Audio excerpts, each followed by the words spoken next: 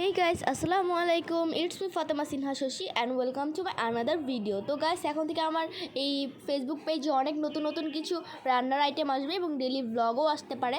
তো ফার্স্টে হচ্ছে একটা চুলায় পাতিল বসিয়ে এখানে আমি পানি দিয়ে দিলাম প্রায় 1 কাপের মতো। তো চলো সবার লাস্টে বলবো আজকে কী বানাচ্ছি, তোমরা গেস করো। তো এরপর চুলায় পানিটা বসিয়ে দিলাম, দেওয়ার পর পানিটা একটু ফুটলে এখানে আমরা গরম মশলা, তেজপাতা, তারপর এলাচ, দারচিনি, গরম মানে যা যা তোমাদের মানে কী বলে এটা রান্না করতে ইউজ করা হয় ওইরকম কিছু একটা দিতে হবে। এরপর এগুলো ভালো মতো দিয়ে 2টা তেজপাতা দেওয়া হবে। তো এগুলো আমরা সুন্দর করে সব কিছু দিয়ে এগুলোকে পানিটাকে একটু ফুটিয়ে নেব যাতে পানিটা সুন্দর একটা গ্রান আসে। আর আমার প্রচণ্ড এই চাটা খাইতে ভালো লাগে, মানে মশলা চা। তো এরপর দেখো আস্তে আস্তে আমরা এগুলো দিতেছি।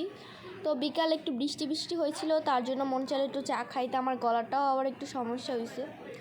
তো জালটা একটু হালকা করে দিয়ে দিয়েছি, তোমাদের একটু দেখিয়ে দিলাম। পানিটা ফুটে গেছে। তো এখন হচ্ছে আমরা পানিটা বলক এসে পড়ছে, এখন এখানে আমরা দিয়ে দেবো চা পাতি। তো এখানে হচ্ছে চা পাতা আছে এখানে প্রায় 1 চামচের মতো। এরপর দিয়ে দেবো 1 চামচ চিনি, আমরা একটু কম চিনি খাই, তো ওই জন্য 1 চামচ চিনি আমাদের কাছে একদম পারফেক্টলি মনে হলো। তো এরপর আমরা 1 চামচ চিনি দিয়ে দিলাম। এরপর দিয়ে দেবো হচ্ছে গুঁড়া দুধ, তোমাদের বাসায় যদি এমনি গরুর দুধ থাকে সেটাও দিতে পারো। তো আমি সাধারণত গুঁড়া দুধটা দিয়েই খাইতে পছন্দ করি, তাই গুঁড়া দুধটাই দিলাম। তো এখানে প্রায় 1.5 চামচের মতো গুঁড়া দুধ হবে।